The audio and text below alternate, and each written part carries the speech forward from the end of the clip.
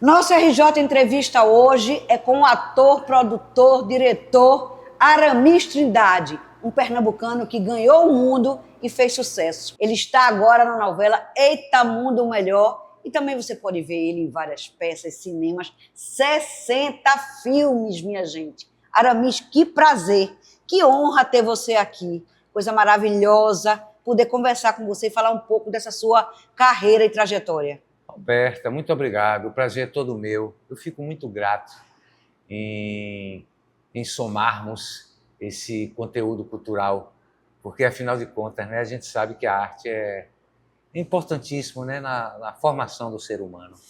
Eu que agradeço, viu? Aramis, eu queria começar falando lá de 78, quando você começou, lá em Fazenda Nova, na Paixão de Cristo. Sim. Como é que foi essa trajetória, quando você se enxerga de hoje, né, fazendo sucesso aí com essa carreira toda? Como é que você vê isso? Nossa, você me levou para um lugar muito bom agora. Eu tinha 13 anos e o Plínio Pacheco e a Diva Pacheco, né?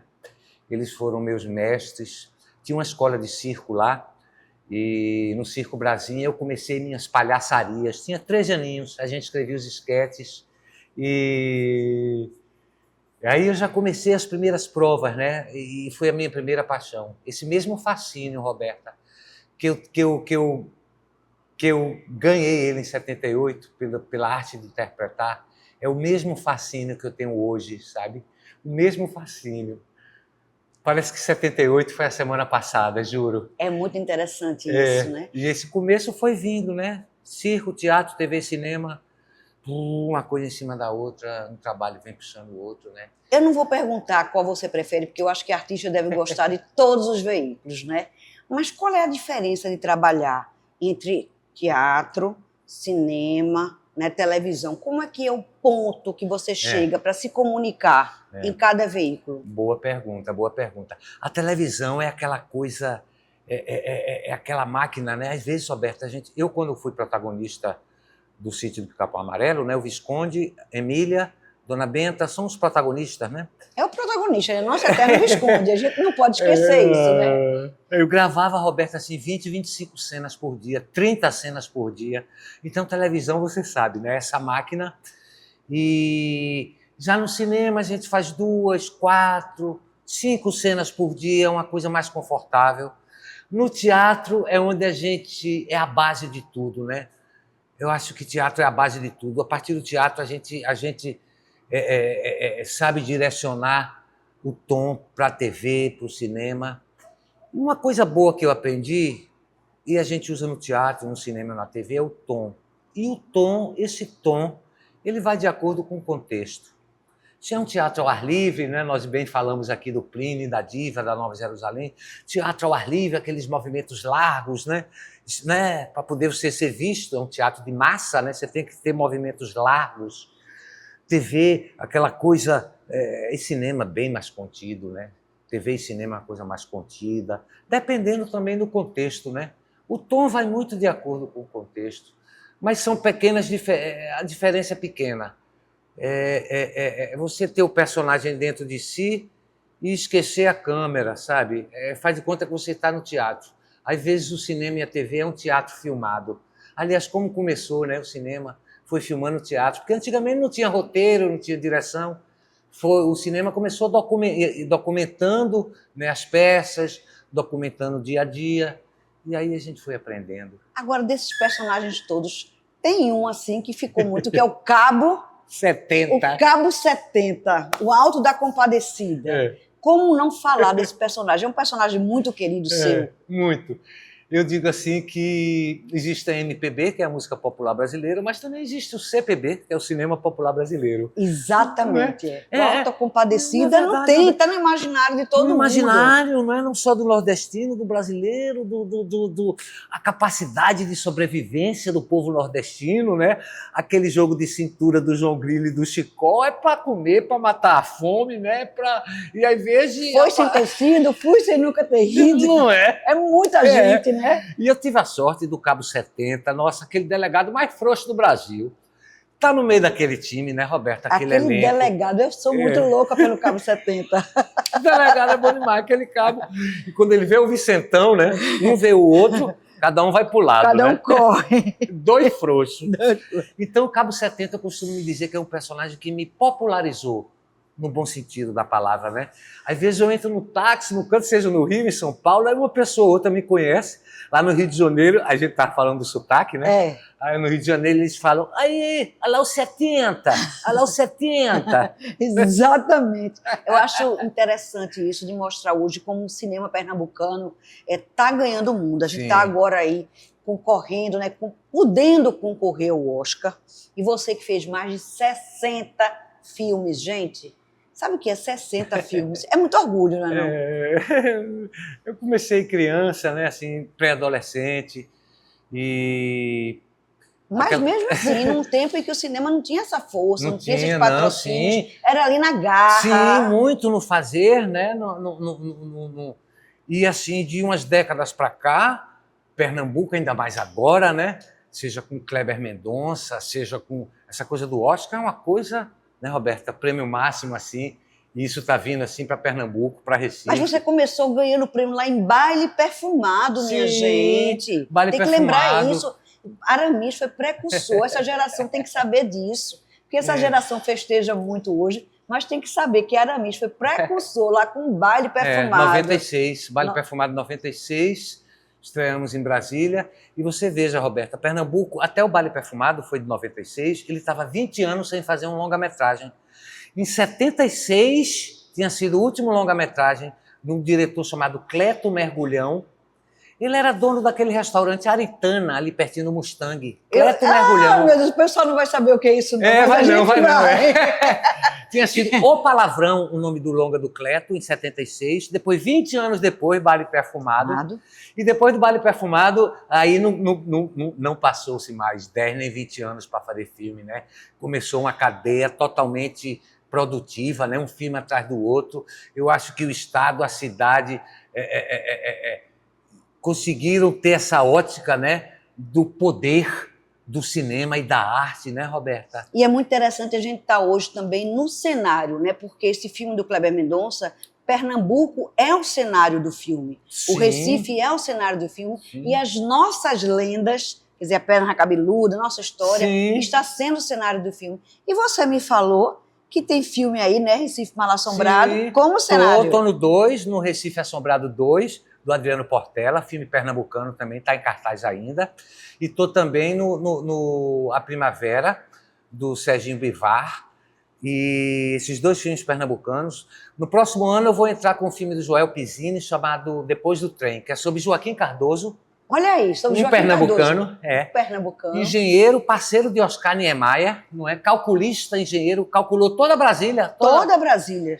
Joaquim Cardoso é um nome fundamental para o que a gente hoje tem, que é Brasília. Aquela caixa d'água que tem lá no alto da Sé de Olinda foi calculada por Joaquim Cardoso. Exatamente. Eu duvido aquela caixa d'água cair. Cai nunca, nunca. Então o filme vai pegar esse lado do Joaquim Cardoso, da razão, o lado do calculista, de engenheiro calculista, parceiro do Oscar Niemeyer, mas vai pegar o lado dele de poeta. Joaquim Cardoso foi um dos grandes poetas, um homem que naquela década falava mais de 5 línguas, sem ter internet, um intelectual, um brasileiro de uma importância. E esse filme vai vir lindo, né? Porque o Aramis faz o Joaquim Cardoso não, mas a importância desse homem para o Brasil, um homem de uma importância tanto quanto Ariano Suassuna, quanto Machado de Assis e tantos outros grandes. E você falou aí em Ariano Suassuna, você está com uma peça aí, Sim.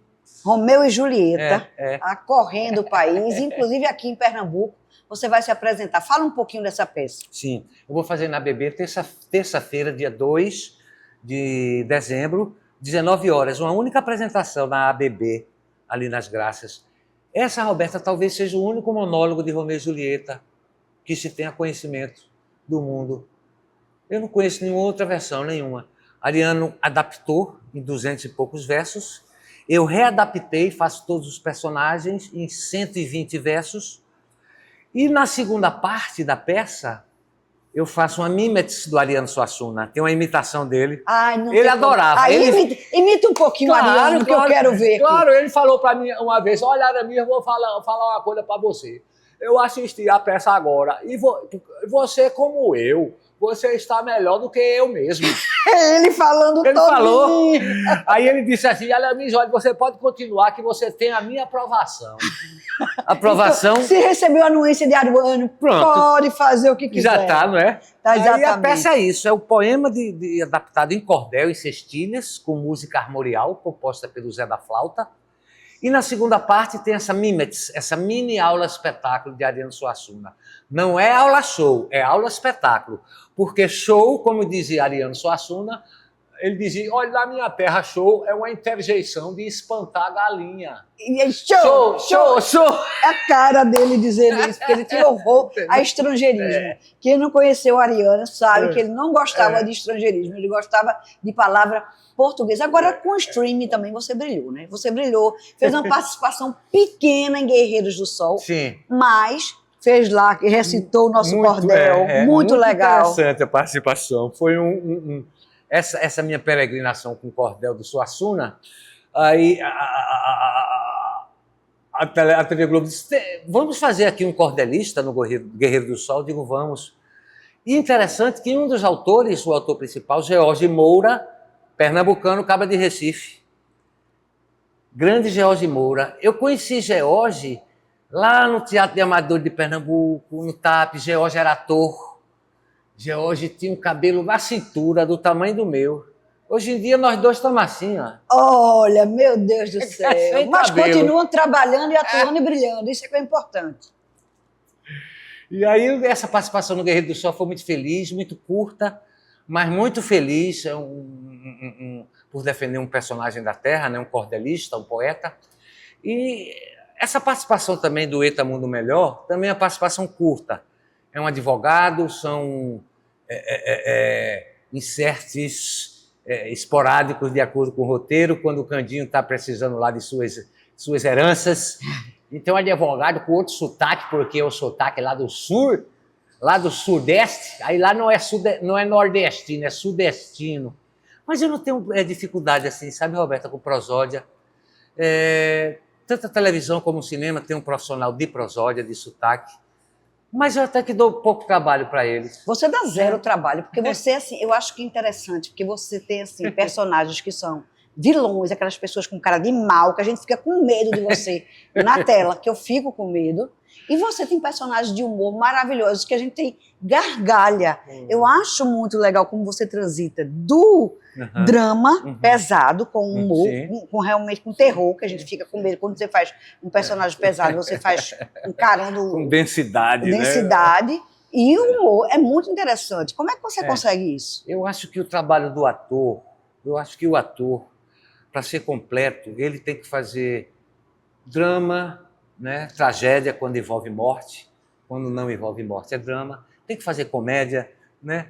Musicais. Eu acho que um ator, para ser completo, ele né, tem que permear em todos os gêneros e nunca ser ele, porque senão ele vai ficar também fazendo só o papel dele mesmo, sempre naquela linha. Sabe, Roberta? Então, quanto mais versátil, eu acho que mais promissor é o trabalho do ator, quanto mais versatilidade, né? E é bom você... Plínio Pacheco é quem me dizia, sabe? Ele dizia assim para mim, Aramis, o ator é como uma sacola de mendigos. Ele falava isso para mim. Aí eu não entendi na época a metáfora, eu tinha 13 anos. Aí ele me disse, Aramis, ele fala, tinha um sotaque, Plínio tinha um sotaque gaúcho com nordestino misturado, né? Ele dizia, o mendigo tem tudo dentro da sacola dele. O ator tem que ter tudo dentro da sacola dele. Que é aqui. É aqui, né, Roberta? A gente sai na rua, eu entro no metrô, eu saio na rua, eu vou observando, sabe, Roberta? Observando tudo e botando os personagens assim na manga, sabe? Tem que ter esse senso crítico de olhar cada pessoa. Sabe, é do garçom, é do cara que passa, o que vende a bala. Tudo, Roberto, observa é o tudo. taxista. Tudo. É todo mundo, cada um que passa na sua frente, é o executivo, é isso. Cada Exatamente. pessoa tem um estilozinho na vida, né? Exatamente. Aí a gente vai guardando, vai observando, né? O ator é um radar, né? Ele É tem um que ser ele tem que ser um radar, mas ele tem que repassar Isso, também. exatamente. Como um codificador, né? né? Um codificador das memórias da emoção, né? É um alquimista das suas memórias emotivas também, né? A gente lembra de coisas do passado quando precisa botar uma emoção numa cena. É a memória emotiva que a gente chama, né? Por isso que eu digo, o ator é um alquimista de suas emoções, sabe? Que frase linda, viu? É. Agora eu fico pensando assim, como é que a pessoa consegue decorar tanto texto? Porque é uma coisa que me pega muito em relação você decorar o texto e ainda passar a emoção. Konstantin Stanislavski, que é um grande, grande um russo, um é teórico, russo. e ele tem uma teoria, ele tem 3 livros, a criação do personagem, a criação do papel, e qual é o terceiro, meu Deus, a memória agora... Mas, enfim, resumindo toda a obra de Stanislavski e respondendo o que você perguntou, eu resumiria com uma frase que traduz ele, que é o seguinte: mantenha o coração quente e a cabeça fria. Ou seja, a gente estuda a obra, depois que a gente decora, aí mais popularmente falando, a gente dá a tinta, depois que a gente dá o acabamento, depois que a gente decora, está seguro, aí a gente começa a buscar as emoções, sabe? Cada um tem um método, na verdade, né? Mas comigo é assim, eu primeiro decoro a obra, né, tenho um entendimento geral, depois a gente vai dando a tinta, dando o acabamento, uma emoção aqui, outra ali, ou tira, né, ou acrescenta. Eu acho que a gente nunca sabe de tudo, né? Então a gente vai experimentando e mostrando às amigas para ver se está bom, né, o trabalho, e pegando a opinião. Aí não tem, né? Porque aí a crítica é 1000%. Agora eu só quero saber o seguinte, a vida do artista, porque a gente vê tanta glamorização e as pessoas não têm noção. A vida do artista é muito difícil, né? Como é que faz para sobreviver nessa vida que a gente tem que lutar atrás de patrocínio, atrás de amigos para ajudar? Como é que você faz, Aramis? Porque tem um artista glamorizado que está lá naquele pedestal, que consegue... mas tem um artista que está ali, na lida, no dia a dia. As pessoas não têm noção. Acho que porque aparece na televisão é rico. Mas não é essa a realidade. O ator sofre, a classe artística sofre, não é isso? Sim, não é brincadeira não. E a nossa carga horária, diferentemente da CLT, não são 8 horas, são 12. A gente, no cinema e na TV, sabe lá Deus, né? Não, são 8 horas, a gente chega geralmente meio-dia, sai 8 ou 9 da noite quando almoça lá, né? Tem 1 hora para almoço. E às vezes, Roberto, a gente... pela lei, a gente tem até um intermezzo de 12 horas para trabalhar no outro dia. Mas, às vezes, a gente pega um contrato que não é exclusividade, porque só aquele contrato daquele determinado trabalho não dá para suprir o que precisamos, o que necessitamos. Então, às vezes, a gente faz outro trabalho e não descansa, não tem esse intermezzo de descanso. Se a gente está em um filme, numa série, numa novela, na peça, a gente não tem esse intermezzo dessas 12 horas entre um dia e outro. E se fala pouco sobre isso, né? Sempre só se fala do lado da glamorização do ator, né? E quando o filme é no sol quente, não é brincadeira, não. E às vezes quando todo mundo está folgando no domingo, a gente está filmando no domingo. Às vezes, a folga da gente varia, não é só no fim de semana. A vida do ator é muita labuta, as não é pessoas não veem isso. Não é Eu só acho glamour, interessante não. que nas entrevistas, nada se fala sobre isso, sobre a carga horária, sobre a vida sacrificada que é do ator, né? Corre danado. A gente... Porque nem sempre... a gente tem um gap, né? Tem um intermezzo entre um edital e outro, né? Entre uma captação de recursos e outra. E hora veja não consegue, a gente vai na permuta, vai nos apoios, né? Com as empresas dos amigos, hora veja vai para a rua, roda o chapéu. Artista é artista.